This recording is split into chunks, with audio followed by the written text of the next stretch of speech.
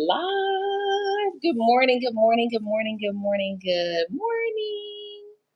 And what I'm going to do is I have another computer here, y'all. I just need to make sure this live is working like it's supposed to. Good morning. Happy Monday. I'm always excited to share with you. We live. We live. Yay! We are live. Good morning. Hello. It's Monday. It's Monday. It's Monday, Monday, Monday, Monday, Monday. It's Monday. It's Monday, Monday, Monday. Good morning. I'm Montina. Please share this with a friend, a sister friend that really needs to be inspired. It's Monday. We got a week coming up. It's a holiday week. So we just want to encourage each other.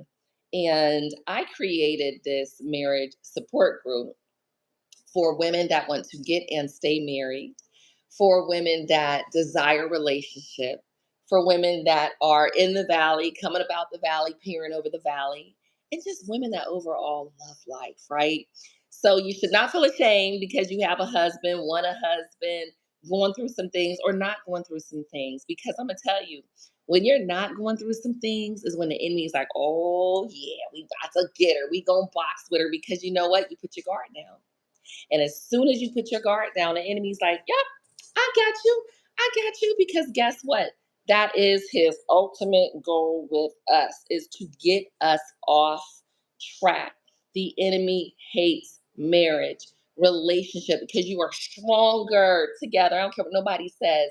You are stronger together. 50% of first marriages end in divorce. 67% of second marriages end in divorce, and 73% of third marriages end in divorce. Less than 5% of people get married a third time. My husband and I, we one of the crazy ones. We are actually in a third marriage, but I actually know more than a dozen or so people in third marriages. So there are those of us that just really believe in love. And I'm proud to believe in love. Like, you don't give up. You didn't get it right the first time, or you could have got it right the first time if you had something like this. But nonetheless, I'm here because there are support groups for everything: love addicts, sex addicts, narcissistic personality disorders, Alcoholics Anonymous. There are support groups for everything, but there are not support groups for us. So I created this support group for us. So welcome, welcome, welcome, welcome, welcome. This is a daily thing that I'm doing Monday through Friday. And as you can see here, it's live. I'm actually either coming home from the gym, or today I'm actually headed to the gym a little later because my instructor is in Jamaica month. She's in Jamaica, my normal instructor on Monday. So I didn't go to the class because I love her. So I'm going to another class. All right. So on Mondays, I like to go through my notes from the Sunday that when I went to church. So I like to share some things. But I am going to say this: our enemy, Satan, attempts to defeat us with strategy and deceit through well laid plans and deliberate deception. Battlefield of the mind. He out to get you. So sometimes people like, they just act like they out to get me. They are. They're out to get you. So good morning and welcome. Satan is out to get you. He wants your marriage. He wants your husband. Ooh, you be like, that woman over there. No, no, no, it's not the woman. It is the enemy working through the woman, and they want your husband bad too. Ooh, they want your husband bad. Like, yeah, I want her husband. I want her husband. Let me make sure my mic is actually working the way it's supposed to today. We put this little mic here. Okay, there we go. Just want to make sure everything is on the up and up. Okay, so I went to a marriage seminar on Friday, and I went on Saturday. Now, here's the thing: on Friday, I went to the marriage seminar by myself. My husband actually, I invited him, but I wasn't really sure if he was going to go or not. So I'm on my way there on Friday, and he comes through and he's like, oh, and he's like, I just got home from work. And he literally had like a 3-hour drive home from work because the traffic was so bad. So I went on Friday, and some people would feel a certain way. Well, I walk in, it's a lot of couples in my church. Like, I mean, there were probably a few hundred couples there, and at least 200. And so I sat by myself. I participated, and a woman came and sat by me, and it was so fun. Like, we talked with each other. We didn't do like the exercises with each other. We talked with each other, and what I noticed was it was so refreshing. And at the end, we talked. She had been married 26 years, and she was going through some things. And you know me, I said, I'm going to invite you to our call in the mornings. So the marriage seminar was phenomenal. If you have an opportunity to go to a marriage seminar for your marriage, please do it, because I'm going to tell you, I learned so much. There was so much great information that was shared. Some of the things, there's an evil spirit trying to tear you apart. Marriage is the first institution on earth. Selfishness cannot exist in a successful marriage. And he gave us the resource, marriagetoday.com. So, Marriage Today is on YouTube. I've watched some of the videos. They are incredible for marriages. Like, I'm listening to this, like, if I would have put in this type of effort and just not, I got it right now, but I could look at my younger self saying, oh, if I would have had access to these types of resources, which have been around for a long time, then things could have looked differently in my life. I could have made different decisions based on who I decided to marry, what type of relationship I decided to be in, and et cetera, et cetera, et cetera. Marriage is designed to kill you, to kill self. Marriage is designed to kill selfishness. The enemy is attacking your marriage to kill it, but God is trying to kill ourselves, our selfishness. We want to kill self. As soon as you die to selfishness, you will have a successful marriage. And good morning. I see y'all joining. Good morning. Good morning. Good morning. Marriage is brutal for selfish people. So he asked us, what is it about you that needs to die for your marriage to be wonderful? So that's some of the things there. Also, he talked about some of the different things and gave us worksheets. So again, I want to encourage you. We're going to be doing a lot of things during our retreat to get to a marriage seminar. Good morning, good morning, good morning. Get to a marriage seminar because the notes they gave us, the keys. I'm going to give you just the 5 keys to a healthy marriage. Because again, I want you to experience this with your husband. My husband actually went with me on Saturday, and it was transformational. It was life changing for our marriage. It breathed so much life into our marriage, more so than I ever could have imagined. I'm like, wow, weird. And he was like excited about it. We went to brunch with some friends from the church that we know. But the 5 keys to a healthy marriage are: 1, communication, understanding what season you're in. There are seasons to marriage, y'all: winter, spring, summer, fall. Understanding love languages, trust, and intimacy. In the marriage book he gave us, were I'm going to tell you the 4 seasons of marriage, which I had never heard. Y'all know he gave 4 books. I'm going to go get them. So again, we do these things every single day. Good morning, good morning, good morning, good morning, good morning. So marriage points: selfish versus serve. Self must die. And you know what? I talk about that in our Go Giver book. Self must die. Like sometimes you're just like, oh my God, I got to do this again. And my husband, the purpose of marriage, according to the Go Giver marriage, is to give yourself fully to another and in the process become your best self. So yeah, become your best self. Montina, is him. I know it's him. It's not you. I'm actually reading a book right now called It's Not You because I want to understand more of myself and more in my marriage. I really want to be my best self. And I'm actually going to tell y'all something that came to me when I was actually getting ready for church in the morning, and I wrote it down. I said, oh, God gave me something for you. So again, understand your season, the love. They gave us marriage declarations. So again, if you can get to a marriage conference, go. My husband won't go. You go.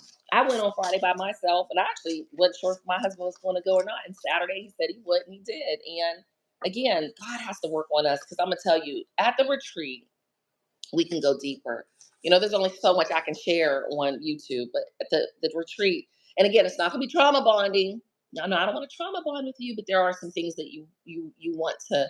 I want you to understand, to go deeper, because I want my life and my marriage to be a testimony to you. I want you to see, like, you know what, if I can just breathe and stay in this and be emotionally mature, things are going to go in your favor because God loves you. Sis, you are one of his favorite, most beautiful children. And so am I, honey. He loves you. And when you can help that belief to the core that God desires the absolute best for me, he will begin to melt your heart where it's bitter and melt your husband's heart where he's too bold or harsh or selfish, right? I promise you. God's word always works together, right? It works for your good. All things work together for your good. So the next thing with this, I get into my practical side. Ooh, y'all ain't ready for this. You ready for this? You ready for this? You ready for this? All right. So there is power in the word. There's power in studying. There's power in the fellowship. Go to church, sis. I'm telling you, you will feel so much better. I was unchurched. I call myself an unchurched church person. I know the words. I just know it. I was, I can't say I was raised in church, but in my 20s, I took church very seriously. I had a very good pastor and wife, and they still are around. They did a phenomenal job helping us understand the word and our faith. And I just come from a word of faith church in Jacksonville, Florida. They're no longer there, but it was phenomenal. So I had a really good foundation. I took In Touch Ministries by Charles Stanley. So I knew the word, but guess what? I thought I knew too much and was delusional going to my marriage. Like, oh yeah, I don't need to go to church. I needed to go to church for the fellowship and also just to be around an atmosphere of praise. There's an atmosphere that comes of praise. So you need that power. I recommend it. Read your word. Even if you've had church hurt, I go sit by myself. I'm in and out. Hey, I talk to people. I'm like, how you doing this and that? And I'm in and out. The next thing is our praise. Our praise releases so much. You have to have faith. In order to have faith, you got to be bold. But you can't defeat the enemy by yourself. And I'm reading some of my notes. Praise shifts our focus. When I'm sitting up here saying, even right now, y'all text me, it shifts your focus when I'm saying pray before you say. You hear me talking to you. Isn't that the funny part? You hear me saying, girl, sister, sis. So you are a soldier-rat by yourself, but we are army together. You got an army here praying for you. We are praying for you. We at war with you. You are not there by yourself. Your angels are there cheering for you. They are defending you. Your angels are going ahead of you, but you have to summons them with your praise and your worship. Thank God for each day. Our prayers for our husbands bind up the spirits of confusion and anger and frustration and selfishness and release the fruits of the spirit. You hold the power, sis.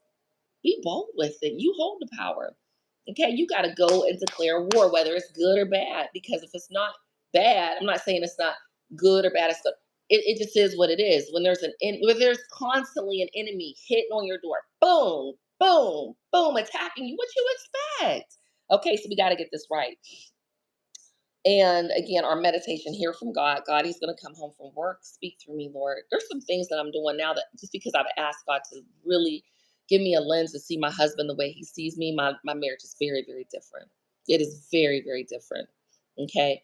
Very different. And I thank God for that. Okay. Now, here's the practical part. Good morning, y'all. Good morning. God gave me the best. We need to be the best. I know y'all be like, Montina, come up with the finest and that. God gives it to me that way because that's just how God gives it to me. But God gave me the best yesterday. We have to be emotionally mature.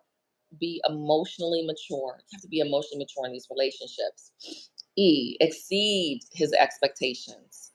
Exceed whatever that looks like. Your husband. 3 is stay sexy. I noticed this with a lot of married women. Okay, I've noticed it.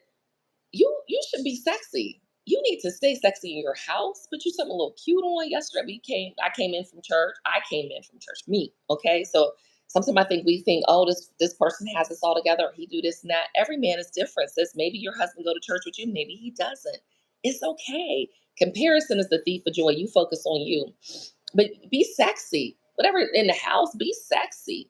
Okay, I might just have on some lipstick. Okay, I braided my hair yesterday because the humidity down here would not let me be great, and it was be sexy. You know what he likes. And the fourth one is trust God. Trust God. He loves you. You don't have to trust him. Trust God. Trust God. God got you. So be your best. Be emotionally mature, exceed his expectations, stay sexy, and trust God. And here's the thing: my grandmother and I, we chat, and she is hilarious, hilarious. And she's like, I don't want to get married again. She's 86, and she has options. I did a video recently. Some women are just so bitter, or they're discouraging, or I don't want a man. You don't even have an option for a man. I talk about these things. I'm serious. Like, I am that really true type of person that keeps it kind of bold. And a lot of people think I should be a comedian, but it's the truth. People don't want to tell the truth. And she said, and I'm like, why? I call her mommy. I said, Mommy, why you don't want to get married again? She said, because then I have to keep my teeth in all the time and I have to stay cute in the house. She's 86 talking about staying cute in the house. When I was growing up, I lived with her until I was 12 years old. My grandmother was always cute in the house. And of course, I didn't know it back then, but she was. She didn't look like crazy. Now, of course, you come home, you don't have to full face and makeup or all that, but she didn't look crazy. And then her grandmother raised her. She told me stories. Her grandmother would put on a full like pantyhose in the house every day. So the women, like we kind of listen understood in my community in my family. Like, we just don't walk around crazy. You won't see me at the grocery store crazy, whether I have gym clothes on or not. Even with the gym, I don't wear lipstick typically to the gym, but I match. Okay. So again, it's up to you, but that's your best. So, anyways, let's get ready to go. Your hobbies are important this week as you're thinking through things. I'm going to my city hall meeting this morning. Do things that make you happy, but don't just sit in the house ruminating about that man and he getting on your nerves. Do things. Get in the kitchen. One thing for me, when things are just out of whack, I'm disorganized. And so I have some shoes up there, I'm organizing some clothes and things like that. Get organized. I love to dress the bed every day. My husband and I went out yesterday and looked at, some new furniture and some pillows or things we need to do to brighten up the house. We need to do things to brighten up our home. It's very masculine because my husband and I married later, and we got rid of my furniture, kept his furniture in his home, but it's still harsh. We gotta lighten it up. Make sure you have your sisters this week, your unicorns and rainbow, and put on the whole armor, y'all. Ephesians 6:11. We got to put on our armor. You got this. I promise you, you do. And the last thing is, no weapon formed against you shall prosper, honey, because the joy of the Lord is your strength. The joy of the Lord is your strength. Be joyful. Okay? You can do this. Now, one last thing I'm going to leave you all with is and I'm saying this because I do have single women that watch this. I have single friends, a few handful. Let me address sex real quick. All men want sex. All men want sex. If you give it to him early on, the first men want sex. They want to have sex with you.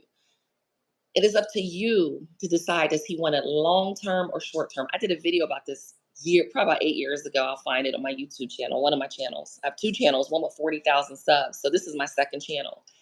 Joel Osteen, like the purest man you can think of, wants sex. My husband, they can't wait to have sex with you, especially if they're into you and they're attracted to you, baby. He can't keep his hands off you. He desires you.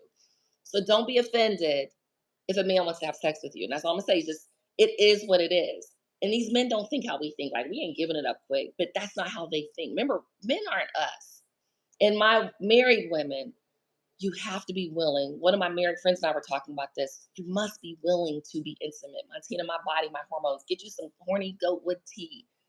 Go to Pilates, honey. The way we open up and close our legs so much, it kind of sets the tone and the mood for you. You kind of be like, you be rating when it's time.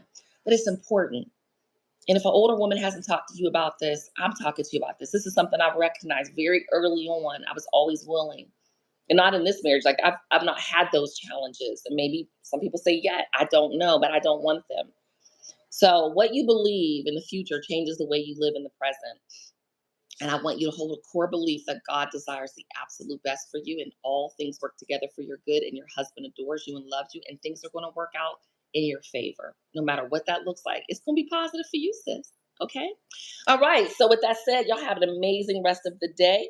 I will see you tomorrow. Tell us, sister friend, thank y'all so much for joining me. I love you so much. And we're going to rock it out. God bless you. Bye, y'all. No weapon formed against you will prosper. It's not going to work.